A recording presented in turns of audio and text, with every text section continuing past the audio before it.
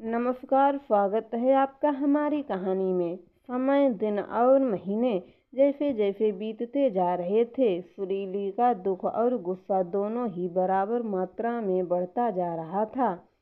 6 महीने पहले जब वह अपने मायके गई थी और वहां उसने जो देखा वो महसूस किया, उसके उपरांत दोबारा फिर कभी सुरीली का मन अपने मायके जाने का नहीं हुआ। इस बात को पूरे 6 महीने बीत चुके हैं, लेकिन आज भी सुरीली अपनी माँ से खफा है।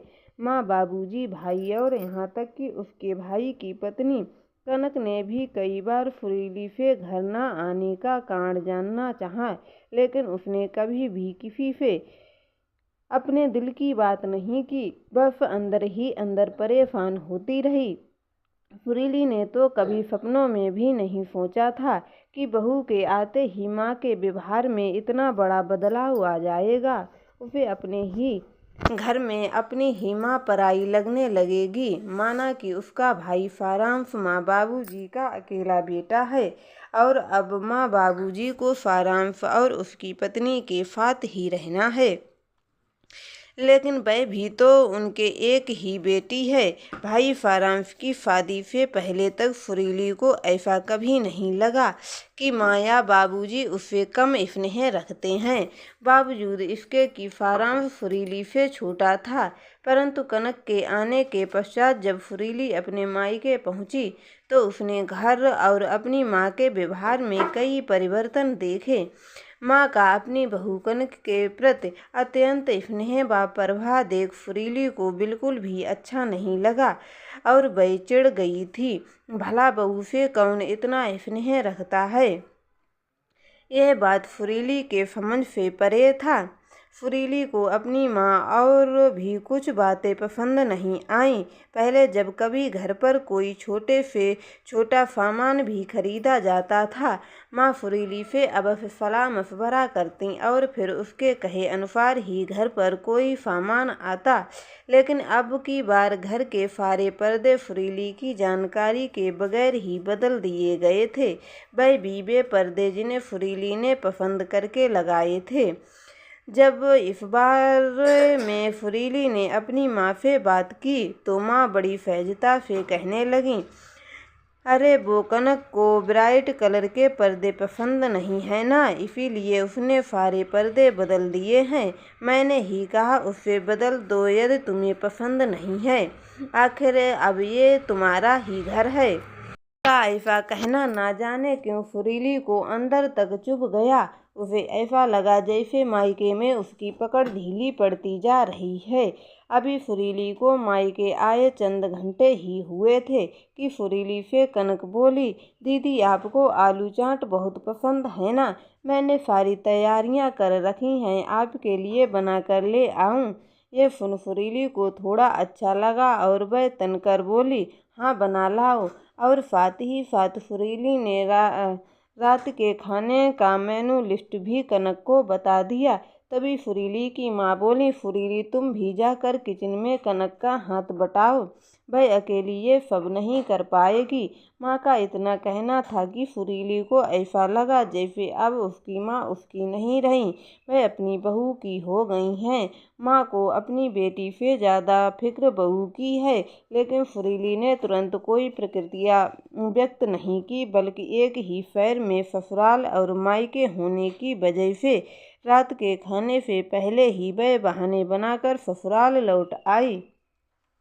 तब से फिर कभी सुरीली ने मायके की तरफ मुड़कर नहीं देखा। एक शाम जब सुरीली मार्केट से घर पहुंची तो उसने देखा कि उसकी ननद मधु अपने बच्चों के साथ घर आई हुई हैं। ये देख सुरीली अंदर ही अंदर कसमसा कर रह गई। मधु का आना उसे कतई पसंद नहीं था और उससे भी अधिक मधु का यहाँ आकर अनावश्यक हस्तक्षेप करना तो उसे बिल्कुल भी नहीं भाता था। मधु का ऐसा व्यवहार सुरीली को अपने अस्तित्वहीनता का बोध कराता था। अक्सर मधु का बेतुल्क होना, अपने बच्चों की सारी जिम्मेदारी सुरीली पर डालकर आराम से बतियाना, अपनी सहेलियों से मिलने और घूमने चले जाना। ये अब सुरीली को परेशान करता, क्योंकि मधु के ऐसा करने से सुरीली पर घर के सारे काम का बोझ आ जाता है। ऐसा ही कई छोटे छोटे कारणों के चलते मधु और सुरीली के मध्य तनाव बना रहता है। मधु को देख सुरीली कुछ कहे बगैर ही सीधे किचन की ओर चली गई, क्योंकि वह जानती थी कि थोड़ी ही देर में मधु और उसके बच्चे अपनी फरमाइशों की झड़ी लगा देंगे।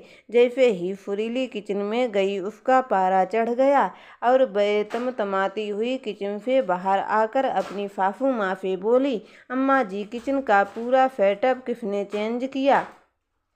सासू माँ कुछ कहती उससे पूर्व ही उसके करीब बैठी मधु बोल पड़ी, भाभी, लुक वाइज किचन का सेटअप बिल्कुल भी अच्छा नहीं लग रहा था और फ्रिज की वजह से किचन कंजेस्टेड लग रहा था। माइक्रोवेव भी सही जगह पर नहीं था, इसीलिए मैंने ही सबकी जगह बदल दी। मधु का इतना कहना था कि सुरीली और मधु की कहासुनी हो गई। सुरीली गुस्से से अपने कमरे में आ गई और आंसू बहाने लगी।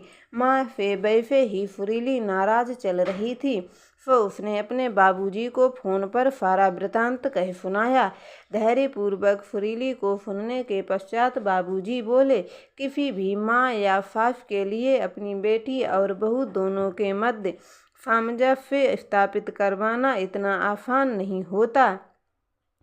मायके में जितना अधिकार बेटी का होता है, उतना ही हक बहू का भी होता है।